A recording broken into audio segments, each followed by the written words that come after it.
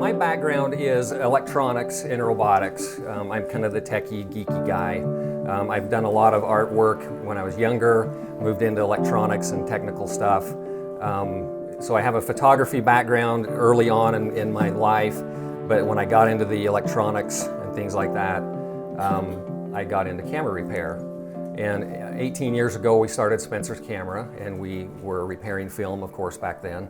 And gradually, it eventually kind of took over into the digital world. I was asked one day by a good client of mine if I could do an infrared modification on his camera. And I thought, well, why not? So we dove in, did our first modification. I fell in love. It was phenomenal. I just really loved it, ate it up, started modifying cameras. And I don't know how many we've done now. I think over 10,000 that we've done. Most of those have been, early on, were just plain infrared modifications, and we'll get into that, what that is and the differences of that in an astro modification. First of all, does anyone know what a modified camera is? There's some people in here that own them, I know, but we're going to talk about all the details of what a modified camera is and why you would want to do that or consider doing that, and what an astro-modified camera is. So the electromagnetic spectrum, I'll just give you a little brief lesson on this. It's a pretty big, broad, part of the night sky. Pretty much in the night sky, you have all of this from gamma rays all the way up to radio waves. We can't see over 90% of that with the human eye, and the cameras can't. We can only see what's down here on the bottom. This is a little bit different way of seeing it. It's pretty much the same thing. So a camera, though, is designed to only see what the human eye can see. You can only capture what the human eye can see, because that's what you want, is a good, clear representation of what your eye sees. So down here on the bottom, this area, the cameras actually can't see this much. The imaging sensor in a camera can see a lot more than this, but they throw filters in there. They install filters that block unwanted light, that makes the images look bad. They don't look, well, they look bad per se. They don't look natural to what our human eye sees. So they cut off right here about 630, 620 range. These are called nanometers, by the way, is how they measure that. And a little over 400. So the cameras will see from right here to about here. And there's another slide coming up later that will discuss that a little better. So what we do is we take the camera, we gut the thing open, not really. We very carefully disassemble it and we modify it, okay? And just to, I guess to hit something on that, I've been trained by almost every manufacturer out there. I've done tons of training courses, all kinds of schooling. So we know what we're doing, and we do this very safely. If we do anything that damages or harms your camera, which is extremely rare, we'll buy you a new camera. So I've only had to do that twice in 18 years. And one of those wasn't my fault. So there's two basic modifications, though. There's a plain infrared modification. We had some clients of ours ask us to cover some of this while we're here at this conference, so we'll talk about some of the infrared side. And then there's the astro modification. So this is an imaging sensor from a Canon 6D. This was just from last week. We tore this sensor down. And on the top of this sensor, this little silver frame is holding a filter stack on top of the sensor. This little greenish border is the naked sensor underneath the filters. So the filters are in place here. We remove those and then we replace it with something else. Now, there are some people out there that will just remove it and leave it naked, a bare sensor. That causes problems. One, the sensor is vulnerable for damage. Canon 6D sensor is about $700 from Canon. If you bought a Nikon D4 sensor, they're about $1,600. So you don't want to replace one of those if you don't have to. So we're going to remove this, and then we're going to install an infrared filter in an IR modification so that the camera will only see infrared. It's talking about some of this over here on the bullet points. One thing we do that's unique is we will perform a universal calibration to the camera at that point, so it will focus with all of your lenses. There's a lot of misinformation online about that it can't be done. We do it all the time. We've done thousands, almost 10,000, I think, and your lenses will all work. There are a few exceptions to that, but they're usually the weird, offhand, unheard of kind of lenses. And if you have more questions about that, we can deal with that later. But we perform a universal calibration. I shoot weddings, portraits, all kinds of stuff with my full spectrum Astro-modified camera, and they look beautiful. They're ultra sharp, clean, crisp. Autofocus works perfect every time. So the base infrared modification, there's a couple of different options for filter choices that we can install. And for black and white, basically this list goes from monochrome or infrared only, and then slightly more color the further down the list you go.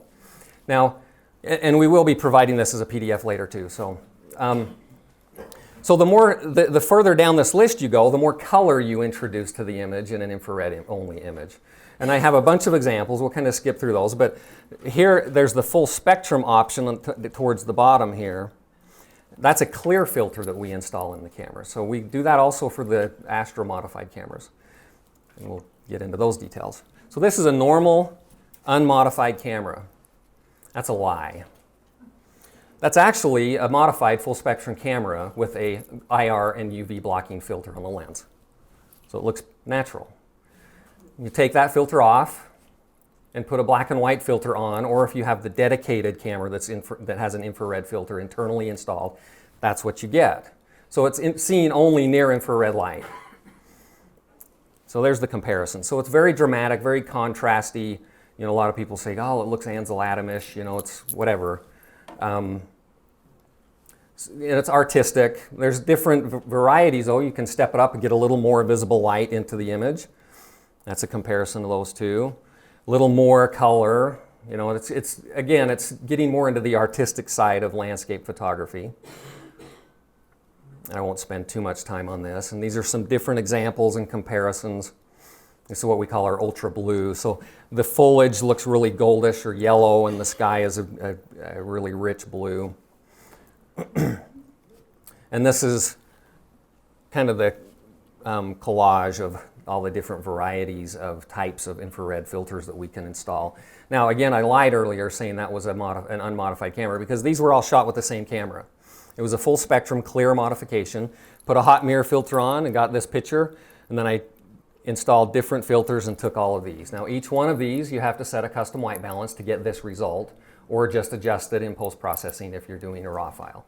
Now, some people go, oh no, custom white balance. Well, custom white balance is reality. Night sky photography, you should be doing custom white balances, or at least at a manual Kelvin, something like that. So in my camera, I have gray card images on my SD card, and I just refer to that, set it, there's my white balance. So it takes me less than 5 seconds each time I change a filter. Any questions so far? Okay, good. A couple examples. This is a normal shot over here. This is with an IR camera. So you can see a very dramatic difference, kind of an artistic feel to things. But we're here for the Nightscaper Conference, so I won't spend too much time on the IR side of it. There's a couple more examples here.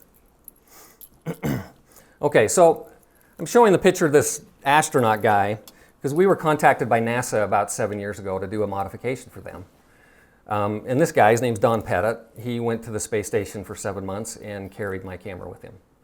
We did about 8 months worth of work on 2 cameras for them. And during that process, working with their engineering department, we came up with a lot of really cool things to help a camera perform better. Most, if not all of those things, are implemented into every astro conversion that we do. Some of them are very simple and basic. Some of them are very subtle. Some of them are a big deal. So that's the camera that we modified, the one that went up on a Russian rocket, and he spent 7 months. He shot over 300,000 pictures with it.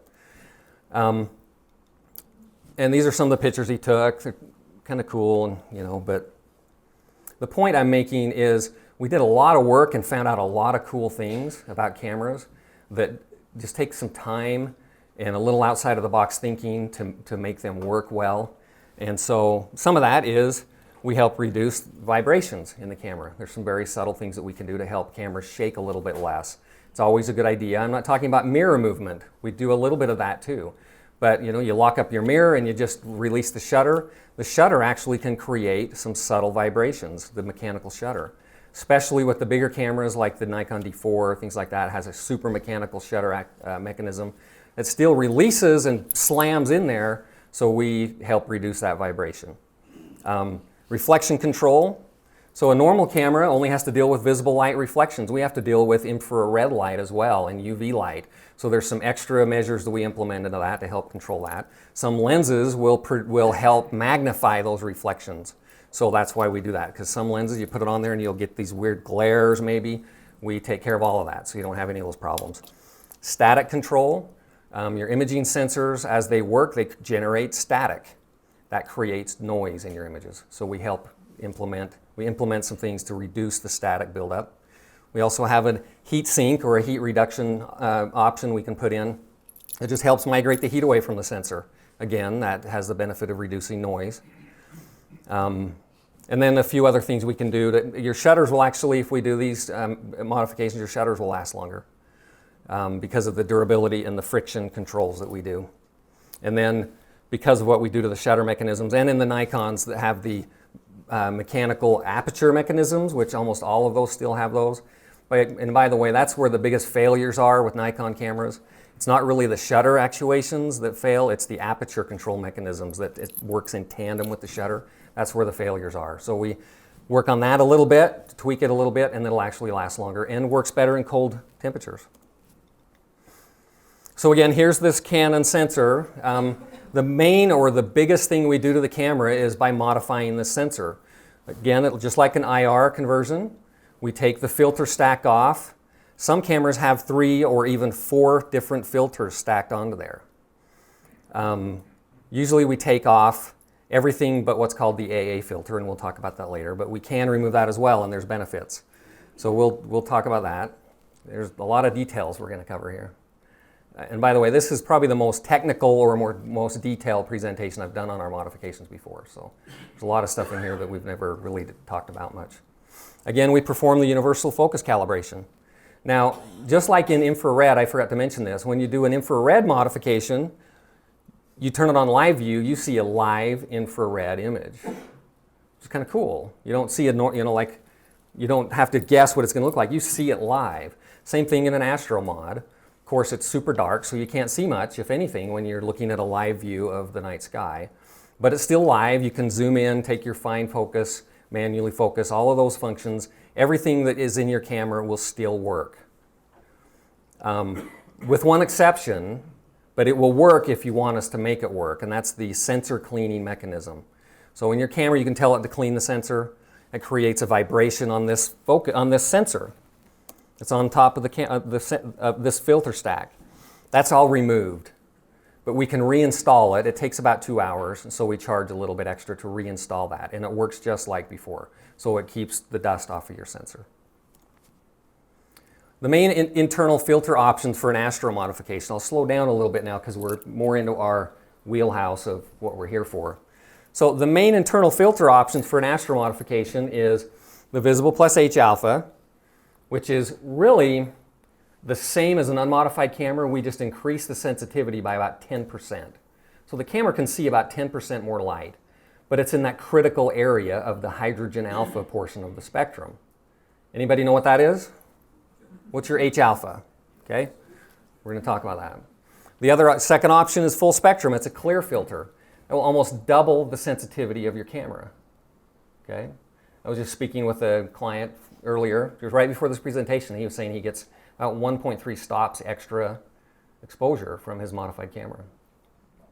And we'll, again, a lot of details coming up. There's a 2 spectrum option. I do mostly these for scientific mods that we do for people where they don't want any possible UV interference, and they're not using camera lenses. They're using microscopes, things like that, because they'll still transmit the ultraviolet light through. For what we're doing, we're using camera lenses. The glass in your lenses blocks ultraviolet light anyway. So you don't want to pay extra for this service when your lens is doing the work for you already, right? And then we can also permanently install in your camera a light pollution filter. So if you don't expect to go out into a dark sky location like we are here, and you just want the help of a light pollution filter in your camera, we can install that as well. Okay, so hydrogen alpha, this H alpha line right here. So your camera cuts off about 640, 630. It can't see the hydrogen alpha part of the spectrum. What part of the night sky is hydrogen alpha? Anybody know? Nebula, right? Nebulae, nebulae, however you say that. So if you want more of those reds from your Milky Way core out of the Lagoon Nebula, you know, all of these cool red objects, this is a great mod. It just pumps those out. You really see those reds pop, okay? There's another slide. There's your hydrogen alpha line. This red line is what a camera normally sees. But the hydrogen alpha line is outside of that sensitivity. So a normal camera can't see it. It can see about 5% of it is all. But we open it up, it can see all of it. Okay, so it makes it camera sensitive to visible and H-alpha light. We do the universal calibration again. You can use narrowband solar imaging filters with this if you ever want to do solar imaging. It works just fine. But you cannot really use narrowband. Well, you can, it's just not, it's not any better than an unmodified camera. You can use narrowband imaging filters for, you know, like oxygen and sulfur, super narrowband imaging. If you're in a light polluted area, a lot of people do that. So there's no benefit for this modification to use those narrowband filters. And you can shoot it normally during the day and it will look pretty good. You get a little reddish cast. So if you put a UV-IR blocking filter on, you can use it for normal daytime, weddings, portraits, shoot pictures of your kids. Works great. Now, a little disclaimer, I told you, don't use this camera filter alone to shoot pictures of the sun. It'll melt a hole right through your camera. I've seen a lot of those in 2017 around August. couple of shutters with nice burnt marks and sensors that are fried, you know. Funny story, my father, I gave him some little, you know, sun viewing glasses and he was up in the mountains and he got out his 60 power spotting scope and put it up and he thought, well, I'm going to take a picture with my camera, but I better put this filter, these glasses in there. So he stacked 3 of them, put them on the viewfinder, and it melted a hole right through him before he even got his camera. And he was like, wow, I better not do that. So this filter, the visible plus H-alpha filter, is not designed for solar imaging without implementing another solar filter. Excuse me, let me get a drink. So here's a comparison. A client of mine, he works at an observatory. We modified, I think it was a D5200 Nikon. He took pictures of the Dumbbell Nebula, sent his camera in, we installed the visible plus H-alpha filter, and then he took the same pictures. So you can see you get more reds, right?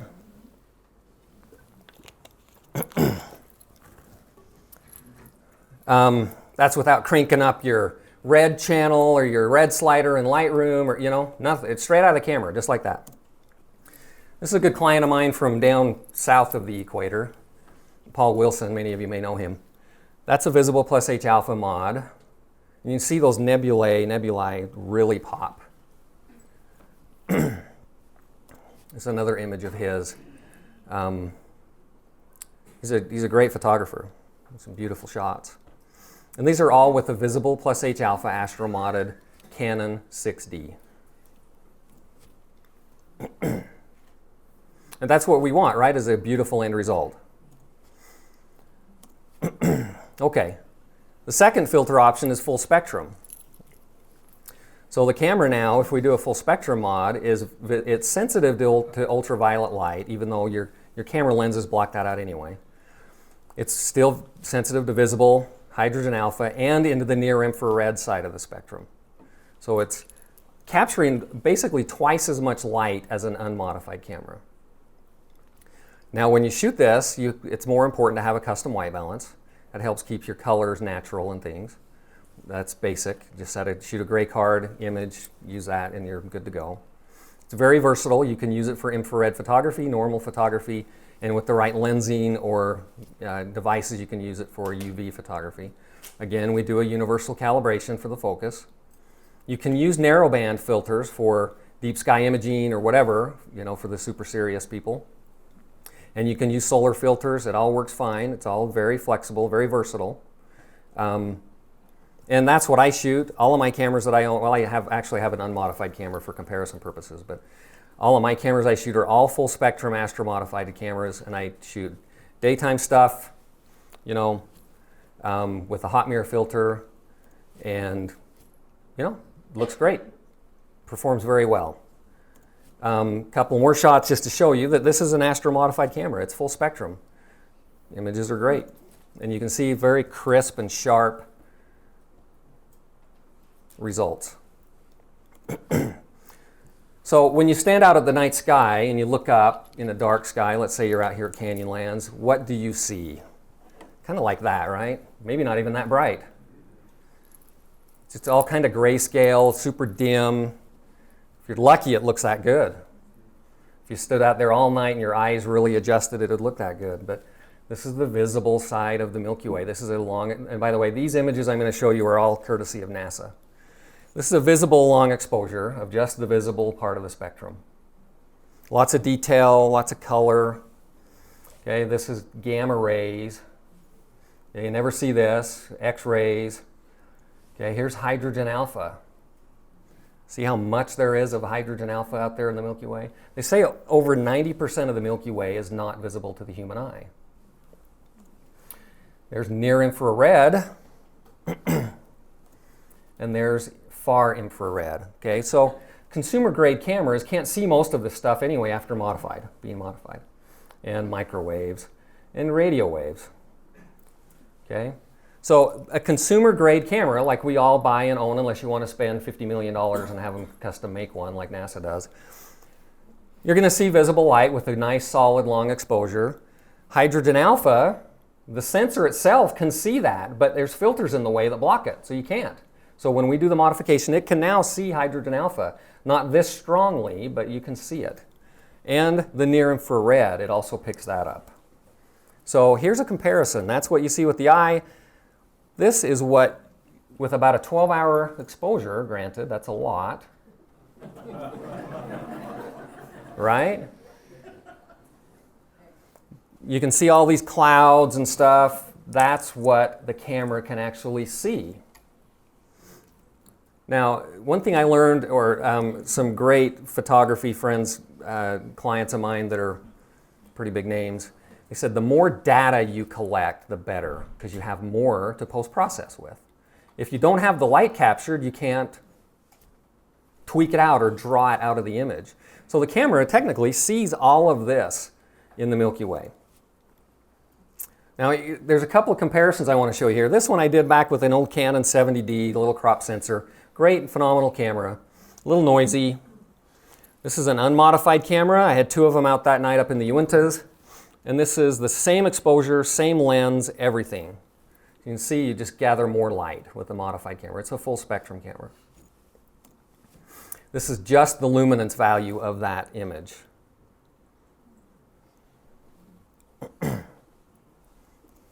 Okay, here's another comparison, again up in the Uintas. So same decent exposure over here, looks nice. One single exposure again. This one, just a different camera, same settings, same ISO, same lens, everything. So you're just gathering more light. And then I just took this one last new moon cycle, and I apologize, this one's a little blurry because it was a windy night. Windy night, we shot a few shots, we were freezing our tails off, so we bailed and got back. Oh geez, wind, you know, that never happens to anybody else, right? Okay, but for purposes here of just showing the light capturing abilities of these cameras, this is a good side-by-side. And I just lit this up with a little lantern in the foreground. This is a Canon 6D Mark II.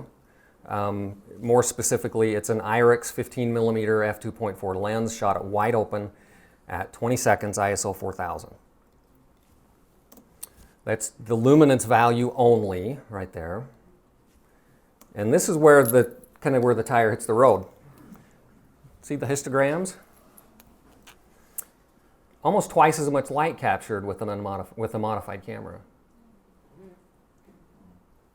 So that's, you know, I just snipped that right out of my screen off of Photoshop. And then I took a luminance layer and just added it to the images. You can see it really pops that up. And that's only at ISO 4000 at 20 seconds at f2.4. So, you know, with an unmodified camera, you'd be, what, 6400 ISO or better? You know? Any questions so far? Let me go back to that. Okay. Sure. When you're doing the full spectrum and you were doing the daylight stuff, yes, normal stuff, is there a filter attached for that? Yes, the daytime filter is what we call our hot mirror filter. So you put that on your lens. We sell them 150 millimeters too for your ultra wides. So you sell them in the squares? You bet. You bet. 100 millimeters, 150 by 150s, you bet. We can custom cut them to 100 to 150s, but there's no point. And then automatic white balance, all the white balance functions still work fine in the camera, or you can custom shoot it whatever you want with the hot mirror filter on. Yes, warranty is voided, but we warranty it after we do the work. So if you buy the camera from us, we warranty the entire camera. If you send us a camera, we warranty what we did. So we sell the cameras. We're not a dealer for any of them because we're going to void the warranty anyway. So we don't want to pay them any money. We just buy the cameras from a local dealer that we work with. We modified the camera and then we warranty it for a year just like the manufacturer would. So, and again, that doesn't cover like water damage, you know. Any other questions? Yes? Is the full spectrum infrared the same as full spectrum astro? Good question. So question is the full spectrum infrared versus the full spectrum Astro-Mod the same thing? The filter that we install is identical, but we do that extra work in the Astro-modified camera so that it's you know, less vibrations, the static control, all those other things we do into the Astro-modified mod on top of the normal IR mod, and it's only $50 more. We put quite a bit of work into it and we only charge $50 more for that. Yes? What's kind of the basic price for it? So, for instance, a Canon full frame is $350 base price. If you want to add like the sensor cleaner reinstall, it's another $50. That kind of. So it's basically $400, $350 to $400 is what it costs. Yes. Is there anything you can do to improve the apochromatic qualities of, or is that strictly in lens design? That's a lens issue. So that's one thing we'll talk about earlier. There's some misinformation online as with anything. That a full spectrum modified camera will give you star bloating. That's an optics problem. It's not the camera problem. If you use terrible optics, you're going to get problems. You know, you buy good lenses, just like the previous speaker, Christine, said. Put your money into good lenses. You know, there's a lot of good lenses out there that are affordable, and you'll get perfectly sharp stars, and we'll talk about that in a minute. Yes. Well, when I take an image of a gray card in order to create a custom white balance, do I take that image in daylight? That's what we recommend. Now, there's some differences with different makes and models, but in general, to set a custom white balance, it's best to use a gray card during the day with whatever filter you're going to use. So if you're not going to shoot with if you're not going to have any filters at all at night, shoot it during the day without the filter on the lens, and your custom white balance should be very accurate. And if I'm going to use say a pollution filter? Mm-hmm. That's one of the exceptions. So I've shot a lot of images with the new IRIX light pollution filters lately, and I use the same custom white balance, and it looks great. You can play with that, of course. You know. Yes, Royce. I had you do an H alpha modification because I can get a better custom white balance with that than I can with full spectrum, at least in my opinion. But I don't get the added advantage of 1 or 2 stop sensitivity that you'd normally get with a full frame. Right. But you were telling me the other day that you could do a full spectrum modification and sell me filters to put over the lens that I can get back to H alpha. Correct. Yeah, we do sell an external filter that's the same as the internal filter for visible plus H alpha. You get the best of Correct. Correct. You can just throw that filter on, shoot it, and you get 2 different results, really. But right. And that's one of the cool things about the IRIX ultra wide. It's one of the few ultra wides out there that accepts the filter. Right. It takes 50 or 95 millimeter threaded filters. Yeah, you know, you have to sell one for children. Yeah. Yeah. Well, I mean, the lens is what, $550? So the lens is affordable. The big 95 millimeter filters are 120, 140-ish. Well, I think they're a little more, about 150. Yeah. A astro-modified camera again, and I will go full spectrum, because with the filter I can get 2 cameras, 3 cameras in one. Right, exactly. It's that versatility factor. It's kind of like the IR pictures I showed. There's lots of different things you can do with one camera. You just have separate filters. And I know that's a pain, you know, changing filters is a little bit of a pain, but it's better than carrying 3 cameras, you know. Yes? I have one of your cameras, and it works beautiful. So if anyone looking for a solicitation, you have one. I get about a stop and a third, I think. My question is on these pollution reduction filters. Is that going to cut out a lot of the reds and the stars? Is that going to work well with your camera? I bought one, and I'm wondering, my God, do I need this thing? Yeah, no, it works really well. It does cut out some of the farther end of the infrared side of the spectrum, but not in the critical red areas that you're used to. It doesn't affect any of that. It works beautifully on a full spectrum, any modified camera. It works great. So you would recommend using... You bet, and it increases contrast as well. A little, you know, those IRIX light pollution filters, they're beautiful. I shoot them, even here in Canyonland stuff, I still shoot them a lot of times because it just really, you know, contrast is increased quite a bit without the increase in noise. Just for an example, if anyone's interested, I was telling Clarence what I do. I use the Spencer modified camera plus an ioptron. I can shoot at f4 ISO 1600 for 2 minutes with no trailing. Yeah. Pick up a lot of stars. Yeah, it's great. Yes, Royce. Which light pollution filter do you recommend out there? I see a lot with some really wild claims. I see some where you put it over the sensor like you do. Right. That can be removed. Yours can't be removed without a skilled technician. Yeah. So yeah, good question. You know, on light pollution filters. So and we're gonna. I've got a example image, I think, on the slideshow of the light pollution filter in NOT, and it's just an on-lens filter. But there are some clip-in filters. I don't know if many of you have seen those. You can just clip them in the camera. Those are so thin that they can't use what's called absorption quality glass. So they have to use coatings on the glass to block the light. Well, those create problems. Number one, with ultra-wide angle lenses, the light's coming in at a steeper angle and it won't block it. So you get on the outer edges discoloration or focus problems because it's so close to the sensor. So usually, in a general rule, and of course with any rule there's exceptions, the best way to use a filter is the furthest away from the sensor. So if you put your lenses out on your filters out on the end of your lenses, you're going to have less focus problems. You're going to have better blocking qualities with, you know, IR or UV blocker, any of those things. It's going to give you a better result. The closer you get to the sensor, the more the refraction is being messed up, and you're going to get soft corners or, you know, just weird problems that you will not like. So the clip-ins are great for certain things.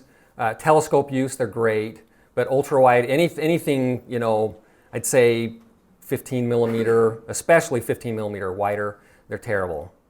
I've had lots of people send them to me. Can you figure out what's wrong? Well, it's your clip-in. Take it out, it's beautiful, you know.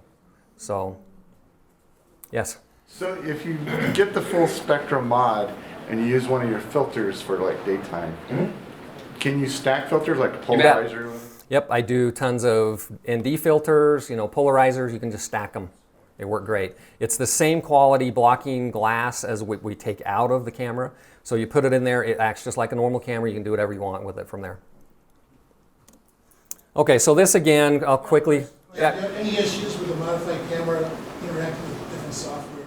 With what? I'm sorry? With different types of software? No, we don't mess with anything in the programming in the camera, so it'll still function exactly like before. So, you know, we can get into that stuff if we have time at the end, more of the technical, you know, astronomy, compatibilities, all those things, and there's some cameras that are better than others with that. But let me keep moving here so we don't run out of time. So this is, again, I'll go through these slides pretty quick. This is an Astro full spectrum with the hot mirror. This is an IR filter, you know, a couple of different IR filters. Again, all the same camera. And this is a full spectrum image. One single exposure. It's about 20, I think this was about, I can't remember what the exposure, I think it tells me on the next slide. So this is the versatility. One camera and you get all of this just with the different filters. You don't have to buy all the filters. You don't have to shoot in the infrared. You can only shoot one if you want, whatever. But very versatile, yes. Is all this going to show up in your PDF? You bet it will. And a lot of this is already on our website too. This image is on our website. So this is the idea is, you know, you have one camera, a couple of lenses, good lenses, a stack of filters, and you get the best of every world with no downside. I've yet to have someone prove to me that there's a downside to this other than having to carry filters. So there's the exposure data for that image. Single exposure, 3200 ISO, 20 seconds, f2.8. This was a Canon 6D modified full spectrum with a Nikon 14-24 lens mounted with an adapter. But no filter. No filter. Why the Nikon lens? Well, at the time it was the best lens. And some would argue it still is. It's a phenomenal lens. Phenomenal lens. I don't shoot it anymore because I want it to talk to my camera. So I shoot other lenses that communicate aperture, focus, all of that stuff. So I don't shoot it anymore. Clarence, would Yes. that light pollution filter, would that have changed? Yes, it would have. A little bit, not much. It would have just increased the contrast a little bit because there's almost no light pollution in this image. Okay. A little bit, you know, from the very far distant clouds there, but very, very little. And again, I think I have an image on here towards the end that shows a comparison of the light pollution filter. So again, a single exposure here. I'm kind of lazy or just impatient. I shoot single exposures a lot. I do have a couple of trackers and I love them, but I'm just impatient. I get out, shoot, move on to the next spot. So you see a lot of those. And they're good comparisons too. This is what you get pretty much right out of the camera. You know, the very minor adjustments here, a little clarity, stuff like that, nothing serious. This one is actually incorrect. The ISO is 4000 on this one. So this is a single image again, single exposure, 20 seconds. Another example, 3200 ISO, 20 seconds, 2.4. You know, I think you'd be close to 6400 ISO to get that with an unmodified camera. It's a pano, 10 different images stitched, same setting, same lens. This one was a bunch of vertical stitched images, about a 50% overlap on my panels when I do those. Again, this is, the reason I'm showing you these is it shows you, you know, the low ISO kind of shots you can get without having to crank that up and increase a bunch of noise. And also, your colors are beautiful. Are those composite? This one is not. There's one composite. The next slide is a composite, and I'll show you that one. This was up in the, well, just this last winter.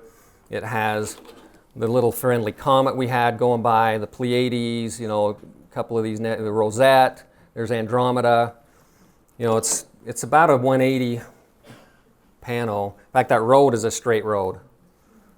We were standing on that road, so, you know, and this is a composite, and the details of that are there. So it's 11 stitched and tracked images at 60 seconds.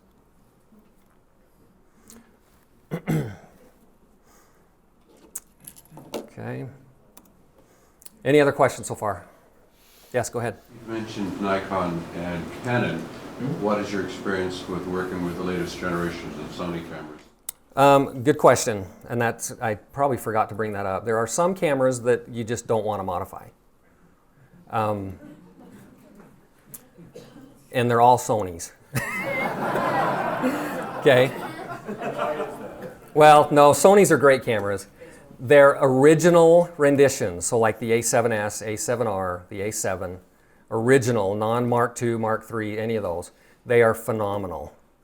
But when Sony came out with their Mark II versions of those, they changed their shutter technology a little bit. And they put in there a sensor that turns on an infrared light. So when you make the camera sensitive to infrared light, it's going to give you this internal light leak that you cannot get rid of reliably. We can get rid of it, but then the camera will either give you errors or your shutter speeds are going to be way off, and it just you can't do it reliably.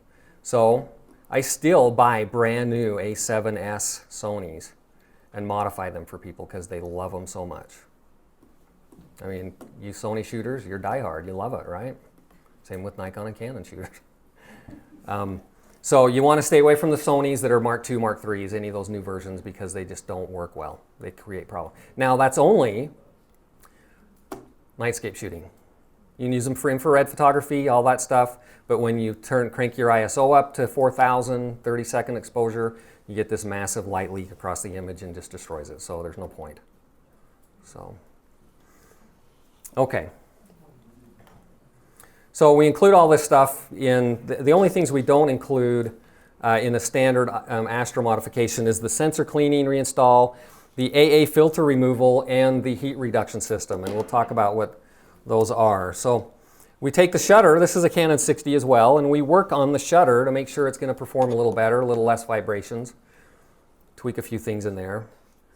The shutter or the mirror mechanism, we dampen a few things in here, we help create soften or eliminate potential reflective leaks and light leaks in there as well. We do this with almost every camera. Now the AA filter, anyone know what the AA filter or anti-aliasing filter is? Okay, a few of you. Eric, of course. Eric knows. So an AA filter or anti-aliasing or aliasing, however you say that, is it's a filter that is installed in most cameras that slightly blurs your image. Now the reason they put that in there originally, they've had them in there from day one, is you get weird repeating patterns that show up funky in your images. It's only in JPEG images. So the Nikon D8, D810E or the Canon 5DSR, they don't have them. They don't come with an AA filter. Some of your newer higher end cameras don't have an AA filter installed because everybody's shooting RAW that uses those cameras and you don't get the repeating pattern problem. But we can remove that if you want. So any other camera like the D700 Nikon or any of the Canons that don't have it, we can remove that and it sharpens your image up. So here's an example. This is a super close-up image of it's a $1,000 bill. And you can see it's blurry, right? This is the same camera. We took the AA filter out, sat it up. That's what you get. Okay? Does the Mark IV have that AA? Yes, it does. Now, when I said earlier, when I showed you the picture of the imaging sensor, that there were 3 or 4 filters stacked on there, commonly only 2 are removed. That's the two basically that block UV and IR light. The third one is the AA filter. It's much tougher to get off safely, so we charge $50 extra to take that off. Sharper, so if you want the sharper images. Okay. Yes? I have 2 cameras. I use one for night, and they're both Mark IVs, and one modified. I just don't want to deal with all those filters. Right. And especially Canon's 11 to 24, right. It's a really tough filter option. Sure. Now, would it make sense? I mean, for sharpness, removing the heat sink, what other modifications would you say, can you make vibration dampening? Right. Would you say, for someone who just wanted those features, would you recommend? So basically to remove the AA filter and leave it to where it shoots normal images, not like infrared, stuff like that, it's basically the same cost because it's the same labor and we have to reinstall another filter in its place, and so our expenses are the same. But wouldn't, doing the heat sink, would you also charge? Yes, that would be extra. The heat sink's $125 to install that because of the material costs. And then the sensor cleaning. So you can add things onto it, of course. I'm going to send another camera. Okay. Okay, so I talked about before, the sensor cleaner is removed. We can reinstall that. It's $50 and it works perfectly. Canons, if you don't reinstall it, it'll give you an error when you turn the camera on unless you go in and disable it.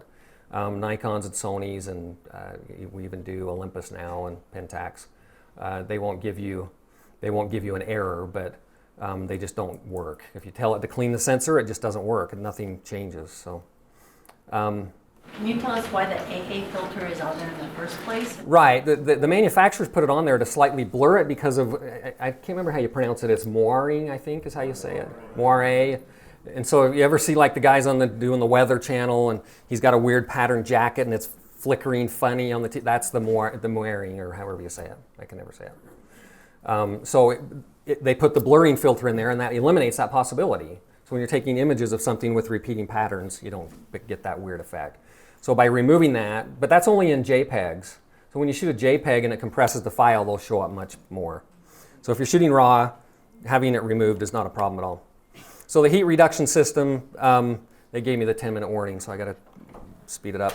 Heat reduction system is a heat sink we install in the camera. It helps migrate the heat away from the sensor, helps eliminate noise, especially if you're shooting video or time lapse. There's a bigger benefit there, or lots of long exposures at night. So you can also use these modified cameras for deep sky imaging very, very well.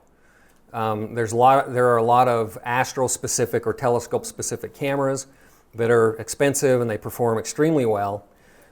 These, in my opinion, perform just as well. It's the same technology. It's a sensor, right? It's a CMOS sensor in there or a CCD sensor. It's the same thing.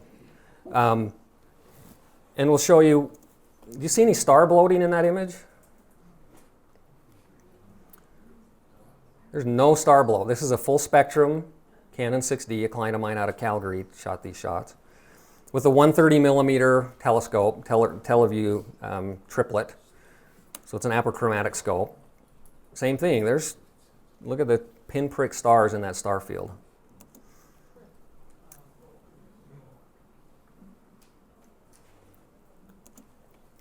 Now I shot this one with the IRIX 150 millimeter macro lens. I've never seen any other astro shots with it because it's a macro lens, right? I put it on a tracker. I think I shot 20 images at 1 minute, and this is what I got at f2.8. So another image showing, again, these are just examples of full spectrum, deep sky images. That's the Rosette, of course, and then Andromeda. And the jellyfish. This one I shot with the 5DS Canon. Only 4 exposures. So it's super sensitive. This is a tough object to get with all this cloudiness here in the sky. That's a tough one to get, and only 4 60-second exposures. That was through my telescope. It's an 11-inch Celestron telescope. And here's the light pollution image I mentioned before. So here's the before, and this is after. Same exposure time, same identical camera. I just screwed the filter on, took the shot. Go ahead. With your Celestron, do you put any filters in with the camera? None. No filters at all. Okay, any other questions? Yes. Typical turnaround's about 10 days. Sometimes we're gone, we're close, so we're going to be a little behind now, but typically it's anywhere from 1 to 2 weeks, roughly. Yes. I'm back on the mechanical calibration. What do you actually calibrate? Well, we don't tell many people. We don't tell anybody. So in the shutter, because we don't want people copying what we do, so we soften things so that there's less vibrations. And believe me, we spent months on that part alone. I understand the benefit, not technically what you do, but Sure. what's the benefit of the, So as far as the image goes? Right. Well, it's more, I guess, if you're shooting ultra wide angle, it's less critical. But anytime you're using telephoto stuff on a tracker or telescope stuff, any vibration is deadly to your image. Right. So the softer the camera moves, the better in the end result. So. What do you do when you do the universal lens calibration? So again, that's part of the training I've had with all the manufacturers, and there's some tricks to make that work. That involve the focusing sensor in the camera. Again, we don't really let that out either. Because a lot of people that do these will say, oh, you got to send us a lens and we'll focus calibrate it to that lens, and then you're stuck with that lens, and otherwise the focus is soft. We don't do that. Yes, go ahead. Any issues with a modified camera being your own self-sensor cleaning as compared to? No, the filters we put on are very durable, just as durable as an unmodified camera, so you can still self-clean it. I mean, they're going to get dirty, right? New cameras, we get new cameras in and we open them up and they're dirty. That just happens, so you have to know how to clean them. Obviously, you want to blow them off first. If that doesn't work, use a sensor swab, just be gentle. But they're pretty durable, so there's no risk there, or low risk, yes. Could you go into a little more detail on that? I've had terrible luck getting crud on the lens and changing lenses in the field, and just blowing them off sometimes works, sometimes the mirror thing will work. Yeah. How do you suggest cleaning? You know, well, if when they bring them in our shop and we clean them, sometimes we have to tear the camera right down because you can't get in there and swab and you stop the swab and it's still in the image, you know, part of the sensor, and so it leaves a streak. And so sometimes we'll pull the sensor out and clean it, and you know, we use 99% alcohol, 99.9% isopropyl alcohol. So there's nothing else in there to contaminate things. And then we use Kim wipes and a couple other type of swabs and wipes, technical swabs. They're not cheap, but usually the little sensor swabs are pretty good. I don't like reaching in there because there's not a lot of room, you know, to move around. But that's kind of what you're stuck with. And a bulb, you know, rocket jet, something like that. Yes. Manufacturers say not to use compressed air. Right. So compressed air, you don't want to use compressed air really, unless it's static controlled compressed air system. So those are expensive. And we have one in our office. So when you blow compressed air, it creates static, and that can hurt your imaging sensor. Canned air, of course, you're going to get the little splurt, and it's going to mess it up and, you know, spit on your sensor. And so a little bulb rocket jet thing, you know, a little bulb syringe, that's what we recommend. And it's easy to carry, take it in the field. Yes? I heard you might be offering sensor cleaning today. No, we're not. we thought about it. We thought about it, but yeah, who told you that? Yeah, well actually, so a couple of benefits when you mod your camera. We'll clean the sensor for free for the first year.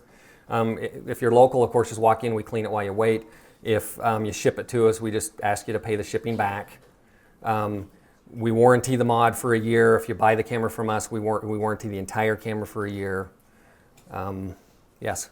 Crop sensors as well as full-size sensors? Yeah, crop sensors basically are $50 cheaper because the filters are less expensive. So, but we do a lot of crops. We do a lot of mirrorless, Olympus, you know, OMD Mark 5, you know, 5 Mark 2s. Lots of those we do a lot. But you know, like anybody will tell you, full frame's the way to go. You just end up with a better result. But crops are great. You know, I shoot a Canon 80D a lot on my telescope, so it's a phenomenal camera. You know, you can get. We're in Alpine, Utah, so we're about 30 minutes south of Salt Lake City. So. Is shipping included?